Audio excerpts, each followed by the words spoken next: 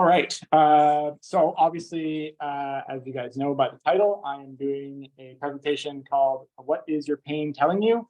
For those of you that are actually here in person, welcome to the Movement Co. If not, welcome to online world that I think most of us are pretty familiar with at this point.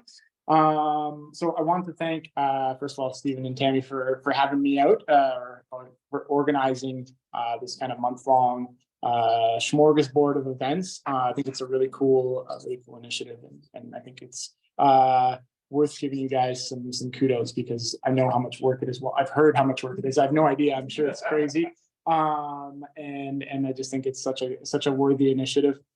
So thank you. But for the rest of you guys, actually for you guys too, I think it's step one is coming. Step one is taking notes. Step one is attending.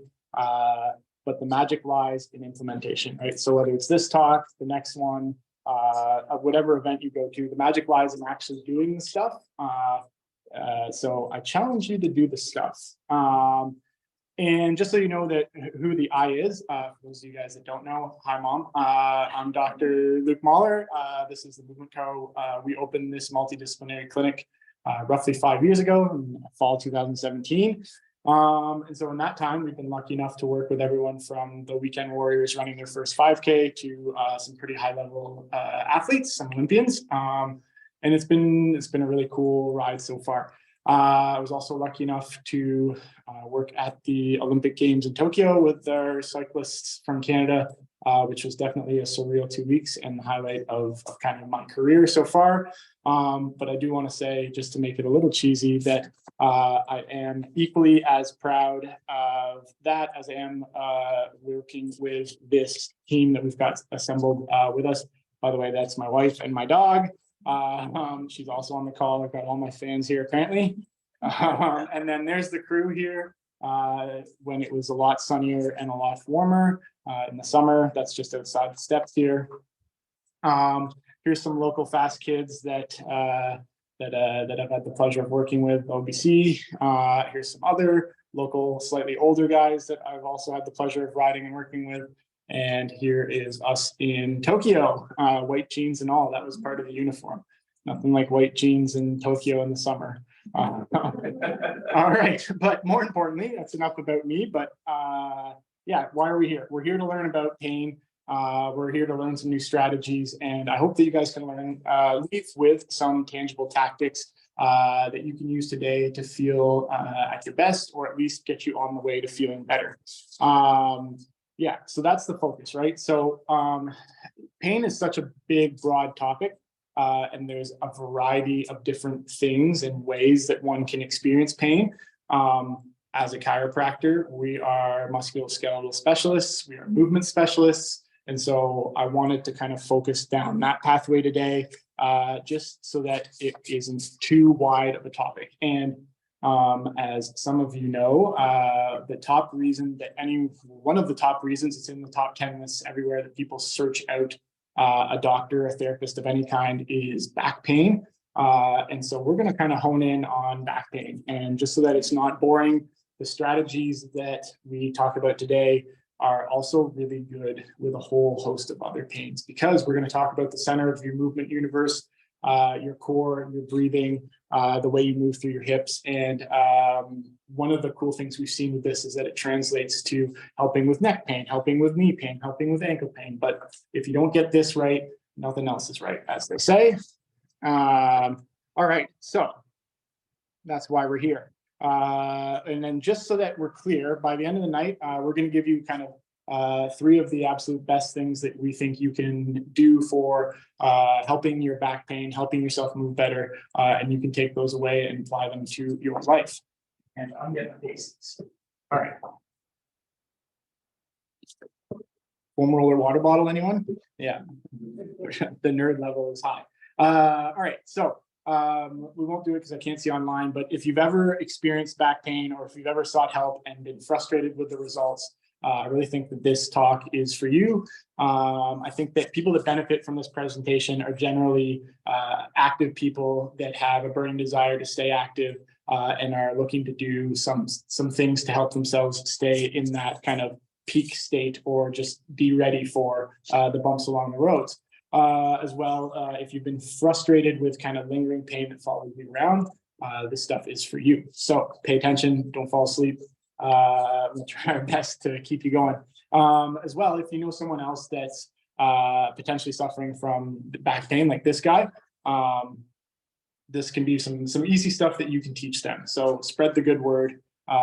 One of the coolest things that we hear on a regular basis, I say we because Val's in the audience and Eva, our physio, is also on the call, is that when people use these tools, and I'm not making this up, I've had someone tell me, you're putting yourself out of a job because I now know how to take care of myself. So sometimes business and healing people are at odds, but we think it's really cool when you can take this stuff and take care of yourself. All right, so if ever you feel like you've been given 1,000 different things as strategies to do, whether it's chiro, physio, massage, cortisone, injection, a medication, exercise, don't exercise, all of those things are things that we have heard, and we want to make sure that you've got strategies that really kind of target why you're in pain, not the what. So to me, the root cause or the why you are in pain is kind of the linchpin or the integral part of your journey. And so it's a pretty big focus around here. It's something you'll hear me hammering on regularly. Val's nodding her head. And it's the goal of the workshop today is just have a better understanding of what causes these things and why we're here. And so just so that we can talk about how this stuff works, I want to talk to you about the guy that told me you're putting me out of a job. For the purpose of this story, we'll just call him Jim, but he's a real human and he lives in Ottawa. He's a runner. He works at a desk. Sounds like just about everyone else in Ottawa.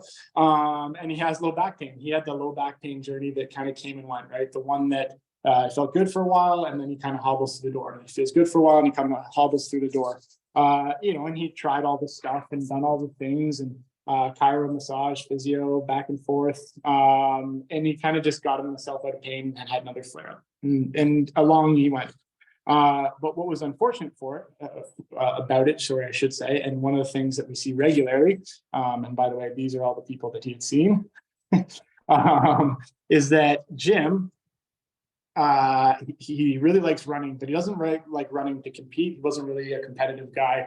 He liked running because it was a social circle. It was where he felt connected, right? It's where he could unplug. It's where he could do his best thinking. It's where he could do no thinking at all. It was kind of where he went to be his best self. And so when he wasn't there, he wasn't his best self. And we all know how that goes. At least I know how that goes when you take me out of my sport. I'm not my best self. You can ask the people on this call. So of course we did our stuff, got him out of pain. But the coolest part was that he took those things and he's teaching them to people he runs with. He's teaching them to himself, and he's kind of putting them in practice. So if I can ask you guys to do anything, is take that magic and run with it. Teach it to other people. Show people strategies that can have lasting impacts, because there are kind of 2 golden rules as we work through these lovely characters. So being in pain is not normal. It's not normal to be in pain. Too many people forget that rule, come in here or in any other office, and they're just so used to carrying around whatever that burden is, but it's not normal. And by the way, getting old, not an excuse. Not every old person is in pain, and no one should be really using that excuse as much as we hear it, right? So that's rule number 1. Rule number 2, as I said, I was going to hammer home on this stuff, is find the root cause. Right. If you find a strategy that works for a little bit, but it kind of keeps kind of ebbing and flowing, then you actually haven't found the root cause, and we need to do more digging. We need to do more digging. So keep digging until you find that thing, because it's out there somewhere. For example, chronic back pain. Has anyone looked at hips and core? If they haven't, flip that stone over. If you've got knee pain, has anyone looked at ankle or hip? Because as Dr. Nick said on The Simpsons, it's all connected.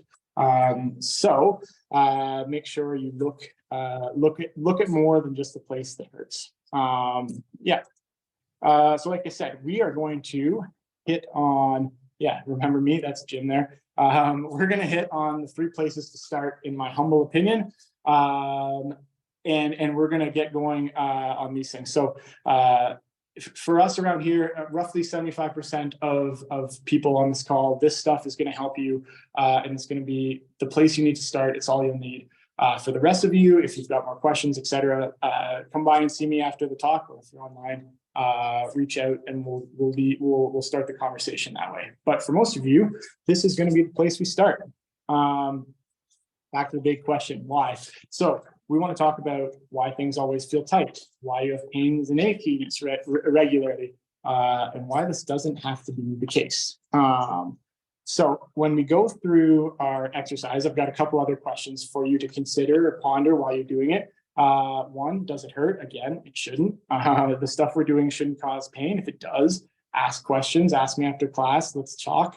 And then number two, does it feel different from side to side? So in my line of work, asymmetry is symmetry is a beautiful thing. Asymmetry is not a good thing. I'd rather you be symmetrically not very mobile versus Gumby on one side and the Tin Man on the other. Those things lead to injury. And then the other thing that leads to injury is if you've had an injury before, right? So if you've had a previous injury, chances are you'll have that injury again. That's just science, not my stats. That's real stats. And so you can either be scared by that or you can be empowered by it. We choose to try and let it empower us because it gives us somewhere to target. If you've messed something up before, let's look there first so you don't mess it up again. Yeah. So the whole point of these two questions, especially the asymmetrical one, is it gives us somewhere to target before the train comes off the tracks, right? They're clues. Life's full of clues, and when we hone in on those clues, we can really get to what's causing what. And how we're going to do that is we're going to do a couple tests, the drop test and the chair test. And just so I can see, because I can't see anything, I'm flying blind. We're going to do these tests by the first one you do standing up, the drop test. So you can stand if you want. It's a good test. Even if you don't think you have back pain, this one might elicit some pain. Unfortunately, generally the tests that we, the manual therapists of the world, use first cause pain, then we take it away. It's a weird, twisted thing we do. So basically, you come up onto your toes and you drop onto your heels. And if that causes any sort of pain, we know you have a stability issue. Yeah, and you do it without bracing, without doing anything. You just kind of let gravity do its thing. So if that's causing some pain, that's giving us clue number one. So that's the first test. The second one, you can't see it, is the chair test, but you do that one seated. So even if you're on the internet, you can do it. And essentially, the first thing you do is you stand up straight and you grab the sides of your chair. Now, these plastic ones, be gentle. I'm just kidding. It should be fine. And you pull yourself down into it. Essentially, you smush yourself. And so that's going to give you similar clues to the drop test. Now, it doesn't tell you anything about which direction is good and which direction is bad. So the next step, if that didn't cause pain, is to slouch forward and give yourself the same sort of pull test. Generally, this one loads people up in a way that feels somewhat worse than the previous one. And then we're going to do the opposite, where you're going to arch back and pull yourself back. And so if any of those kind of four things, the drop, the neutral, the forward flexion, or the extension cause pain, we've got ourselves some clues. And basically what we're finding there is that you're not supporting your back, essentially. You're not supporting your spine. You're not doing a good enough job creating sort of the back brace that is your core around your spine. And it means that that low back on Seymour bones is carrying all of the weight and literally and figuratively being smushed into that part of the back. So whether it's the discs, the joints in that area, the muscles around there, they're getting all of that force, all of those forces, I should say, being forced into that area. So what we want to do is learn to push that to the full 360 degrees that is the movement center of your universe, aka the core. The core is one of those buzzwords. It's like organic or locally grown, but it's in my industry. But it's a buzzword for a reason. It's a buzzword because it's important. Because it has so much to do with how we function, which is another buzzword in my industry, and it's often messed up on a lot of people. So we're going to hone in on it because it's truly the key. And like I said before, we have found that fixing this can also help this. It can also help this. It can also help all sorts of different things. So it's the center. Just so that those people can see. Whoop, there we go. So the first one is a diaphragmatic breath. And for those of you wondering what that is, great question. The diaphragm is a muscle that sits underneath your ribs, all 360 degrees, kind of where the ribs end and the stomach or the gut begins. It's a dome, and it has a function, or it's supposed to have a function in breathing. It's supposed to be the primary muscle that helps you breathe. The thing is that for most of us, especially in this society, we don't breathe that way. We use our neck and we use our muscles in our neck and our back. And when we do that, we get things like chronic tension in our neck. We get tension headaches. We get all sorts of stuff. We get low back tension. So the first step to not having back problems is actually breathing properly.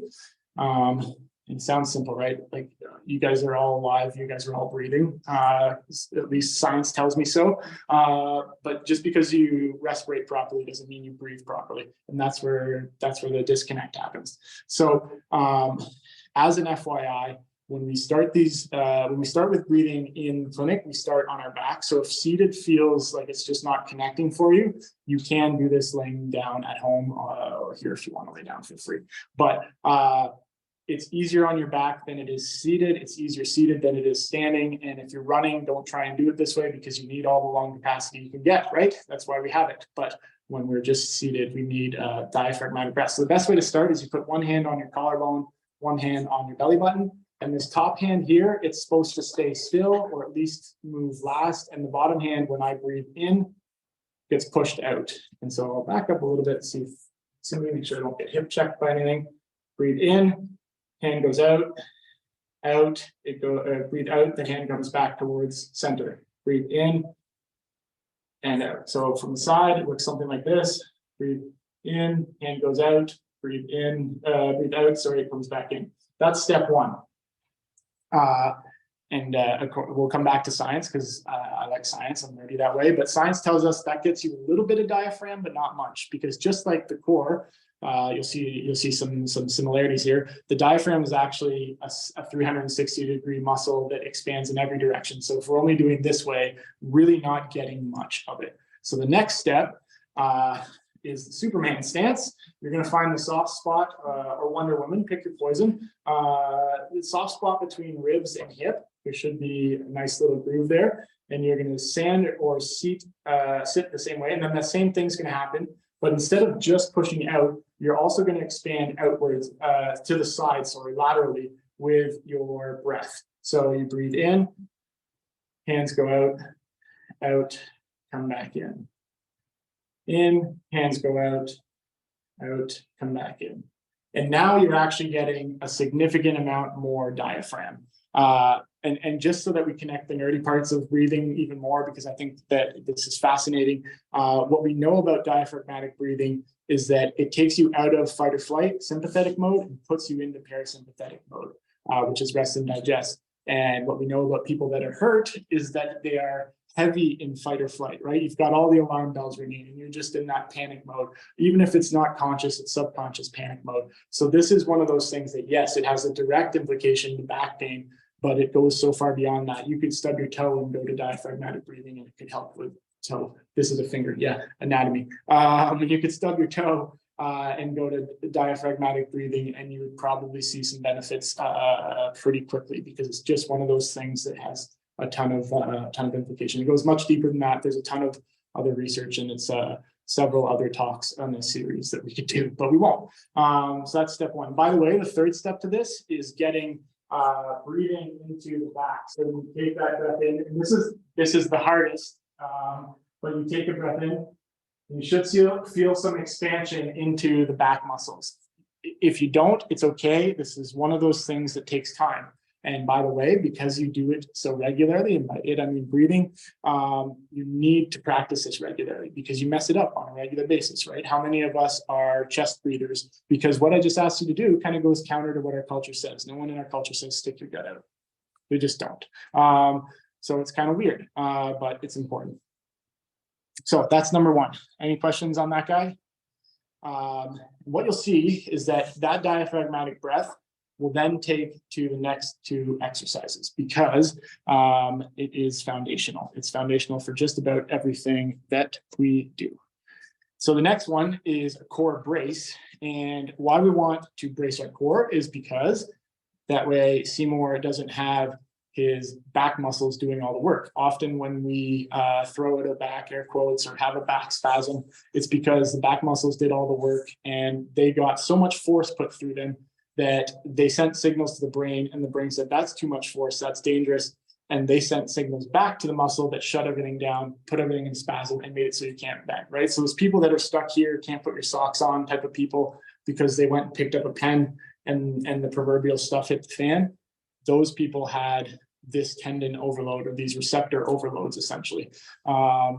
It goes obviously much more nuanced than that, but that's essentially the idea, is that the body wasn't distributing forces well enough and the back took it all.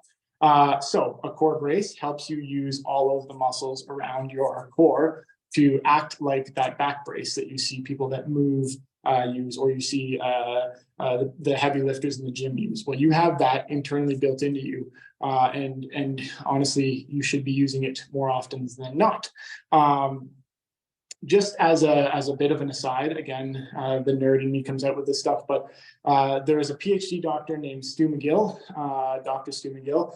He's from Waterloo, or the University of Waterloo. He has been researching the low back longer than I've been alive, so he is kind of the godfather of the low back. And he did some research on hollow versus brace. And while this is nuanced, I think it's important because there are a lot of places where they tell you to hollow. And by that, they mean pull your belly button to your spine. It's supposed to fire up transverse abdominis, right? A muscle that everyone touts.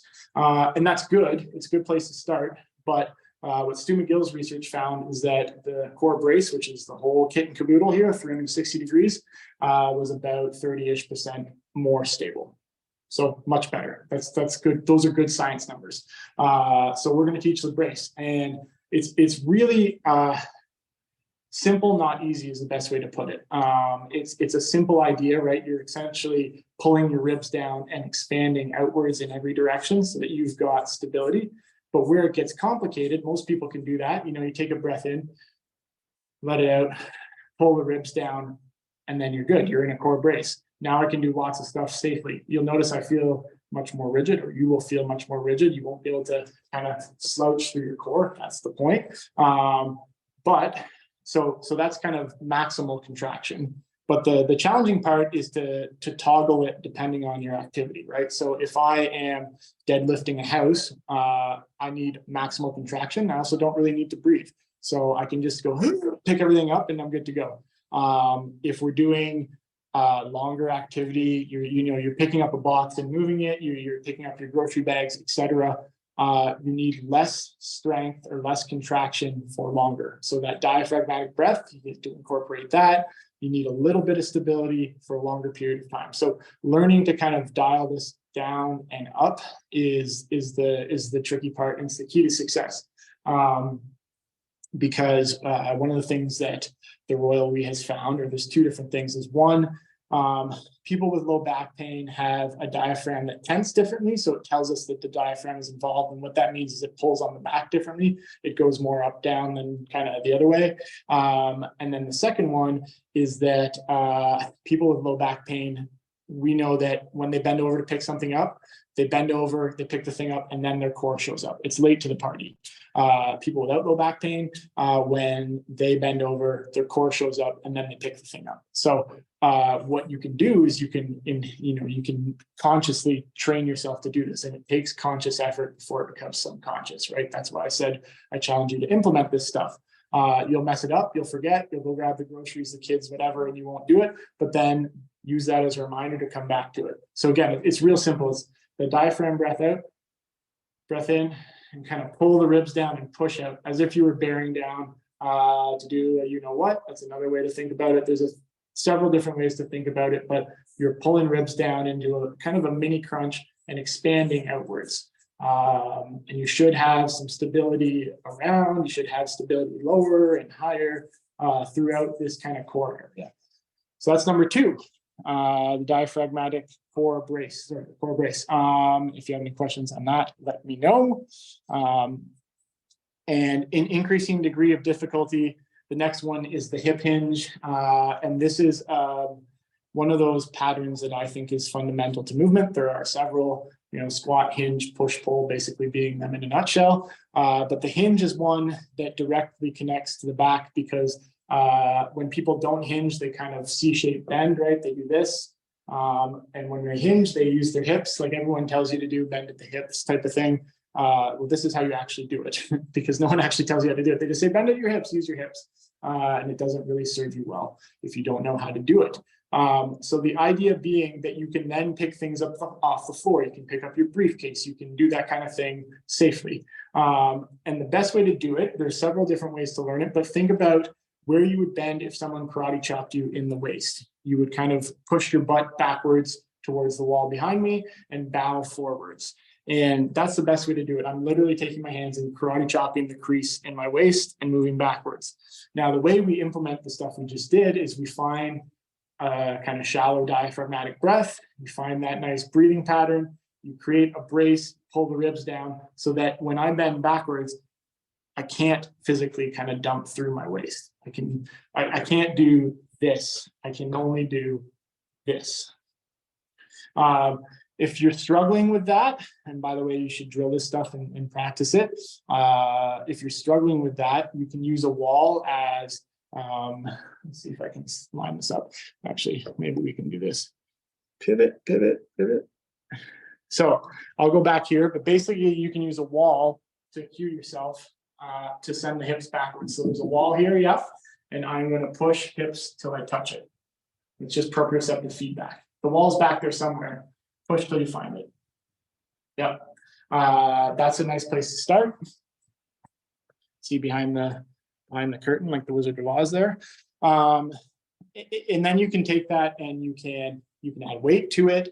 You can go to single leg. You can do the golfer, like pull the ball out of the tee. You can do all those things and kind of load up this system so that it translates above and beyond that. But if you take one thing away from today, it's when you're bending over to pick something up, karate chop your waist and get down to the floor. Yeah, just a little ninja chop. That's all it takes. And if it starts, by the way, if you're experiencing back pain, I don't expect you to touch the floor right away. And then we've got all these fun things with human bodies and proportions and stuff. So maybe you get halfway down your thighs. Maybe you get palms to the floor. I don't know. If you get palms to the floor, maybe you're part of the Cirque du Soleil, but that's not me. But if you're experiencing back pain and you literally just start with a micro bend, we're already winning. So start with where you're at, like the yogis say, meet yourself where you're at.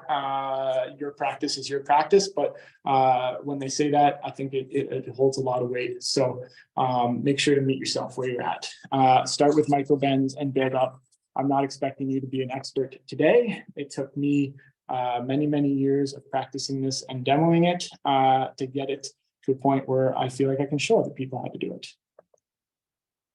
And back to our featured presentation here. So those are the three. As a general rule, like I said, these are kind of our absolute three best places to start for people that are experiencing low back pain and stuff that translates kind of above and below that. Hips and sacrum, mid back, all of this stuff has a place in your life. If this didn't change your pain, or if you have extra questions, feel free to ask them for me now. Feel free to follow up with me after class. We can put contact information in the chat here. We can reach out via the interwebs, or you can just ask the questions now. One other thing that we'd like to extend is we've opened up a couple spots for what we call a discovery visit. It's basically a free of charge half hour where we go through your history, what you've tried, what you haven't tried. We go through a functional movement screen, which is the fancy term for we watch you move and see what you do well. And from that, we can derive kind of next steps, what's best for you. So if that's something that you're interested in, let me know, and we'll make that happen. I think that's pretty much right on the hour. Yeah. Oh yeah. Last but not least, as I've said, do the stuff. Almost said a bad word. Sorry, Mom. Go do the stuff and then let me know what you think when you try doing the stuff, because I really do think that what we can do that has the biggest impact for you is showing you tools that you can implement into your life. Yep. Questions, comments, concerns. If you have concerns, field them with my dog. Yep. Can you show us how you technically do that bend over thing and then go from there to pick something up properly? Sure. So the question was, how do we do the hip hinge and then after pick something up? Looking past me a weight. Back.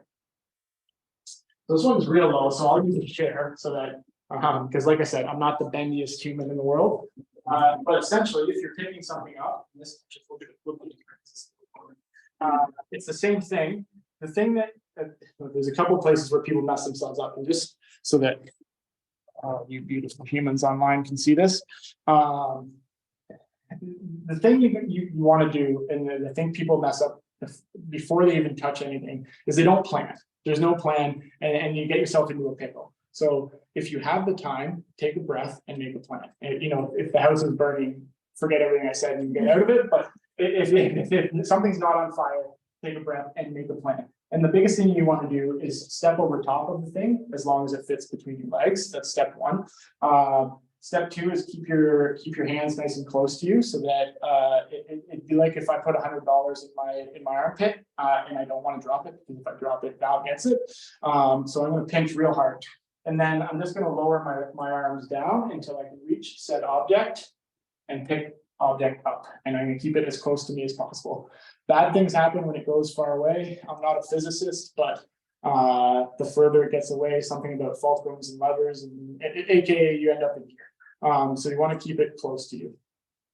Make sense? So the karate chop, I'll break one of my rules and pull my arms away from my body. But the karate chop hits me here, and it just reminds me to put my weight back or put my hips back, and then from there I can get down. Now, what can happen depending on the object is I can bend my knees. That's okay. There's no real rules. If you're in a powerlifting contest, there are rules. If you're out in the real world, there are no rules. As long as you keep your back safe, you're good. So sometimes you need to bend your knees as well, but the movement starts at the hip.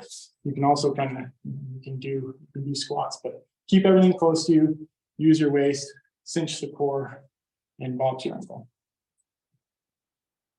Clear as mud. Yeah, it takes practice. Yeah. It makes sense. But if you're picking up boxes, that's not hard. Yeah. So the question was if you're picking up boxes, and I don't have a big box around here, but similar ideas. Now, the more awkward the object, the harder it gets. And I've been lucky enough to work with some professional strongman athletes, and they pick up all sorts of crazy objects. But the biggest thing they do to be able to do that is they keep it close to them, and they really pull the box in close and keep it close to them. Hopefully your box has handles, that helps.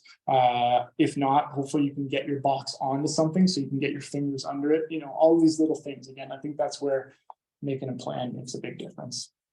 Yeah. Any other comments online here? Yay, nay? Cool. All right. Well, thank you very much for joining us. If you're going to any other events, maybe I will see you at some of them. If not, have a great February, great rest of the month. And we'll go from there. All right. See you guys. Yeah, everyone back here is waving back.